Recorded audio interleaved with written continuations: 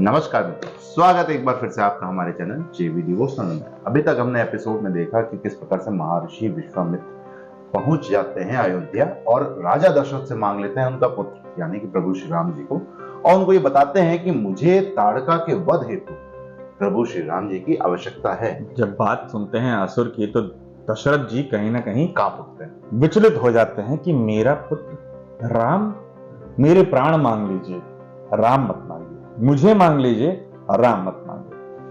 अब जैसा मोह के बारे में उनको पहले से ही ज्ञात था वो चीज उनके समक्ष प्रस्तुत हो गई, लेकिन फिर भी ऋषि विश्वामित्र ने उनको सुबह तक का समय दिया है कि मैं सुबह तुम आपसे पुनः ये प्रस्ताव रखूंगा। लेकिन बहुत रुष्ट होकर उन्होंने उन्हें बताया कि आप अपने कुल की मर्यादा तोड़ रहे हैं, आप रघुवंशी होने पर आपको क्या ये रघुवंशियों की हरकतें नहीं है जो आपने अभी मेरे सामने मुझे वचन दिया, इन सभी सभा के सामने मुझे वचन दिया और आप तुरंत पलट गए। ऐसा थोड़ी ना होता है। और जाते जाते जब उन्हें रास्ते में मार्ग में प्रभु श्री राम जी दिखते हैं और उन्हें अद्भुत नारायण के दर्शन हो जाते हैं, लेकिन फिर भी वो अपनी जिज्ञासा प्रकट नहीं कर पाते हैं क्योंकि कहीं ना कहीं रुष्ट होते हैं राजा दशरथ से। वहां दूसरी तरफ हम लोगों ने देखा कि किस तरीके से माता सीता जा रही हैं अभी विश्वामित्र जी के आश्रम, ताकि जो घायल हैं, जो बूढ़े लोग हैं, उनकी सेवा और मदद कर सके। अभी सारी बहनों को उन्होंने मना भी लिया है कि हमें चलना चाहिए। देखते हैं वो पहुंचती हैं कि नहीं। और उधर राजा दशरथ जो कि रानियों के कहने के पश्चात मान गए हैं, अब प्रभु श्री राम जी को भेजते हैं कि नहीं। चलिए शुरू करते हैं एपिसोड 36 पार्ट 1।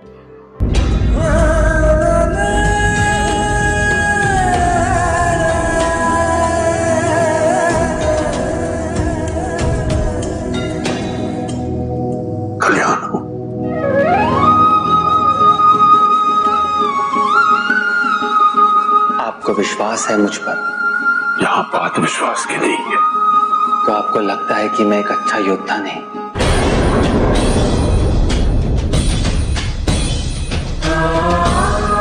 ये कैसा प्रश्न है? तुम्हारे जैसा योद्धा आज समस्त आर्यावर्त में नहीं होगा।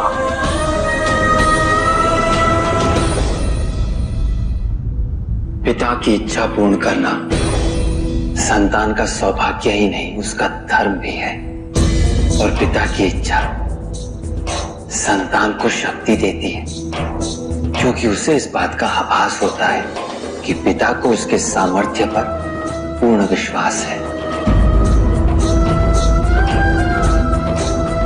और यही आत्मविश्वास उसे बल देता है बड़ी से बड़ी आपदा का सामना करने का।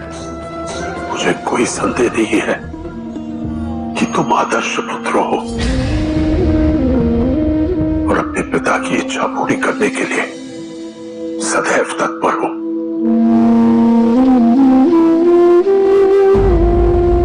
पर मेरी चिंताएं उससे भिन्न हैं। कैसी चिंताएं पिताजी? आपको भी पता चलेगा पुत्र वियोग क्या होता है। होती है चिंताएं राम, मैं तुम्हें क्या समझाऊं? उनको स्पष्ट रूप से कह पाना संभव नहीं होता है, परंतु इसका अर्थ नहीं कि ये चिंताएं महत्वपूर्ण नहीं। इतने वर्षों में आपकी चिंताओं को मैं सदैव आपके व्यवहार में प्रत्यक्ष होते देखता आया हूं, किंतु कुछ नहीं हुआ।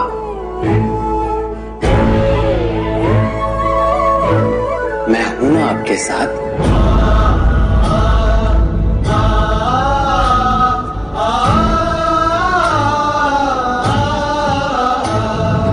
आपको स्मरण है जब अंतिम बार आप हमसे गुरुकुल में भेंट करने आए थे, क्या कहा था आपने?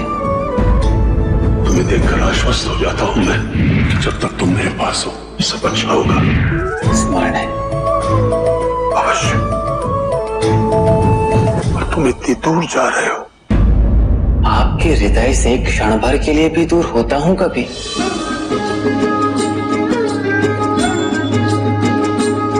तो आज भी वैसे ही आश्वस्त रहिए। सब अच्छा होगा।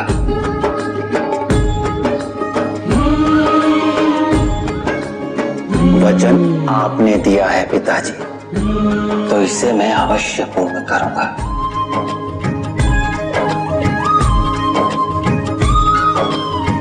हाँ, मुझे जाना होगा। कहते तो मधुर वाले ट्रेन में आउट फोकस कर ही दिया है। किंतु इसमें आपकी अनिच्छा मेरे आत्मबल और मेरी एकाग्रता को क्षीण कर देगी।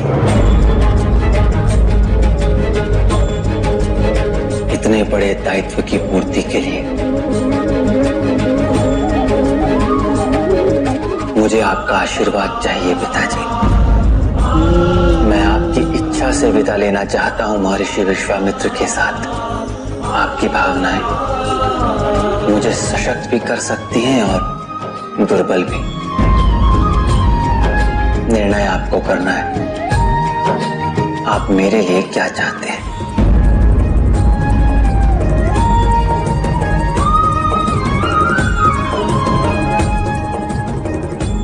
तुम्हारी कृतियों से रघुवंश की प्रतिष्ठा और बढ़ेगी।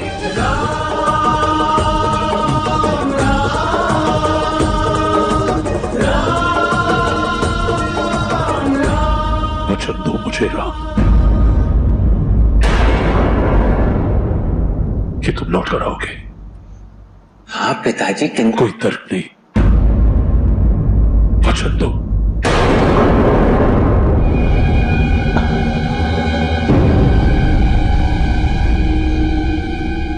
मैं वचन देता हूं।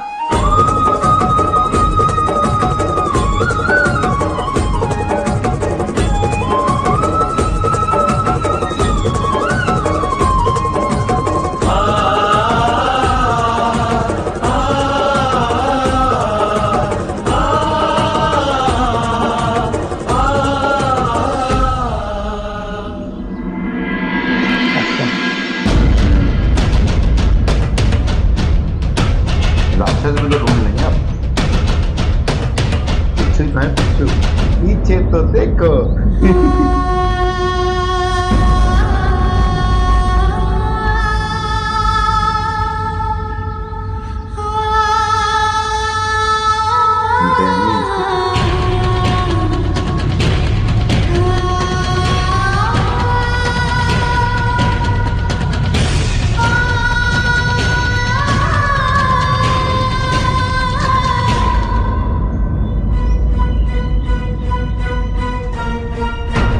महर्षि विश्वामित्र इन लोगों की सुरक्षा के लिए सहायता मांगने गए हैं। शीघ्र लौटेंगे ऐसा अनुमान है।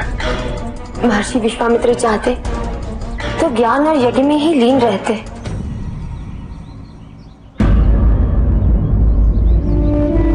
पर उन्होंने ऋषि बनकर मानवता के प्रति अपने दायित्व को त्यागा नहीं। ऐसे महर्षि को शत शत नमन। सत्य कहा तुमने सीता। महर्षि विश्वामित्र स्वयं सक्षम है असुरों का सर्वनाश करने के लिए, परंतु जब से उन्होंने ऋषि जीवन आरंभ किया है, उन्होंने हिंसा का मार्ग त्याग दिया है। वैसे तुम बहनों ने क्या निर्णय लिया है? हम यहीं रुकेंगे। जितना समय भी संभव हो हम इनकी सहायता करेंगे, इनकी सेवा करेंगे। मैं शीघ्र सेना लेकर आता हूं और मेरे साथ जो भी सैनिक यहां आए थे वो तुम लोगों की सुरक्षा के लिए यहीं रहेंगे। वैसे मुझे तुम लोगों की चिंता सदैव रहेगी, परंतु मेरी चिंता इनकी आवश्यकताओं से बड़ी नहीं है।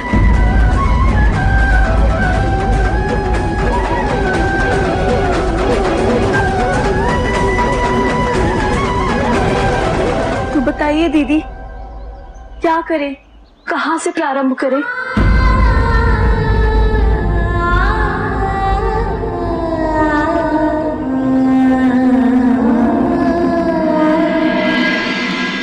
वीर गंभीर साहसी शक्ति पुंज बलवीरा, युग तेजमय पराक्रमी आजाद बाहुमति वीरा।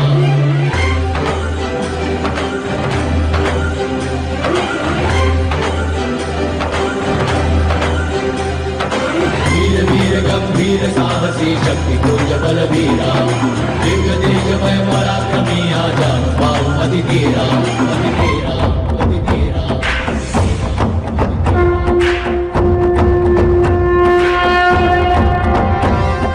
कल्याण हो।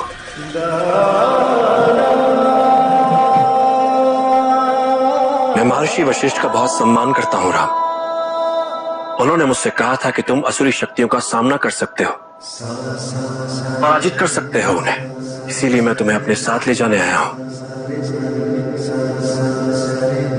किंतु मैं तुम्हारी परीक्षा भी लूंगा राम, ये देखने के लिए कि तुम अपने गुरु वशिष्ठ की अपेक्षाओं में खरे उतरते हो या नहीं। मेरे शिष्य बनकर चलोगे मेरे साथ तुम राम, मेरे आदेशों का पालन करोगे, और यदि मुझे विश्वास हो गया कि तुम्हें अपने साथ लेकर चलने में मैंने कोई भूल नहीं की, तो मैं तुम्हें और प्रशिक्षित करूंगा, और इस नई यात्रा की संपन्नता हेतु जब भी आवश्यक होगा मैं तुम्हें और सिखाऊंगा। अब यदि कोई आपत्ति है तुम्हें तो अभी कह दो, क्योंकि यात्रा आरंभ हो गई तो उसे पूर्ण करके ही लौट पाओगे। मैं वचन देता हूं आपको, अभी इसी क्षण से मेरी हर श्वास आपके आदेश का पालन करने हेतु समर्पित है। पिताजी ने आपको वचन दिया है और मैं उसका पालन करने के लिए तत्पर हूं, बिना किसी भय, बिना किसी शंका, बिना किसी संकोच के।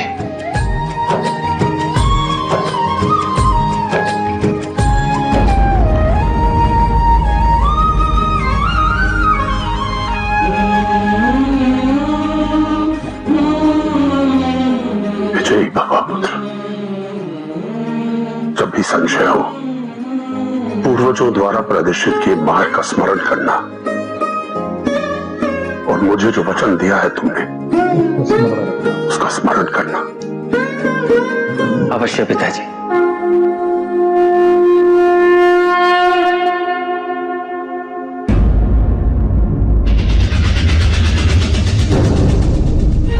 कैमरा बहुत डीपली फोकस्ड है लक्ष्मण जी की तरफ, बार बार चेहरा जो है लक्ष्मण जी का दिखाया, क्रोधित दिखाया जा रहा है, क्रोधित या चिंतित, चिंतित, दोनों कह सकते हैं कि उनके अंदर कहीं ना कहीं संशय बन गया है। हाँ, वो जाना चाहते हैं शायद साथ में, क्या जाएंगे साथ में ये तो देखना ही पड़ेगा, क्योंकि अभी तक अलग है, थोड़ा तो अलग है। पहले भूतपूर्व रामायण जो हम लोगों ने देखी थी, खासतौर पे पुरानी वाली, तो उसमें हम लोगों ने देखा कि सब कुछ बहुत ही लयबद्ध तरीके से होता था और बहुत ही सम्मान पूर्वक, नेचुरल कुछ नहीं लगता था कि हाँ we are seeing a story. लेकिन यहाँ पे क्या है कि यहाँ पे बहुत ज्यादा नेचुरल चीजें बनाने की कोशिश की गई है। नेचुरल चीजें बनाने की कोशिश का मतलब ये कि बहुत ही डाउन टू अर्थ रखा गया कि हाँ मैं राम जी को लेने आया था, लेकिन भैया मेरा मन नहीं मान रहा है आपके बिना, मैं भी चलूंगा साथ में। ऐसा कुछ हो सकता है, संभावनाएं हैं।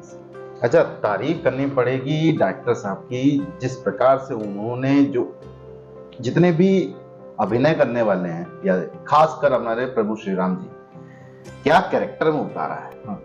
एकदम सॉफ्ट वॉइस के साथ जो उनको कंटिन्यूसली दिखाया जा रहा है, बहुत अद्भुत लग रहा है। और जो बीजीएम राम राम, हाँ वो बीजीएम कॉम्बिनेशन जो है बहुत मस्त लग रहा है। कभी भी उनकी जो टोन है वो हम लोगों ने हाई पिच पे नहीं देखा, हाई पिच नहीं रखा है, और बहुत अच्छी चीज है, क्योंकि जिस तरीके से हमारे मन मंदिर में एक प्रभु श्री राम जी की प्रतिमा बनी हुई है कि वो मर्यादा पुरुषोत्तम श्री राम, मर्यादा केवल एक चीज में नहीं बल्कि उन्होंने जीवन के प्रत्येक क्षण को अपने आप में मर्यादित रखा हुआ। आसान नहीं है कैरेक्टर में ढलना। जिस प्रकार से सौरभ जैन जी ने एक्टिंग की थी आपकी प्रभु श्री कृष्ण की महाभारत में, जिस प्रकार से अरुण गोविल जी ने एक्टिंग की थी राम जी की, उसी प्रकार से ये भी कैरेक्टर में उतरे, कहीं ना कहीं अपना बेंचमार्क छोड़ के जाएंगे सीरियल के एंड तक शायद, हमारे मन में।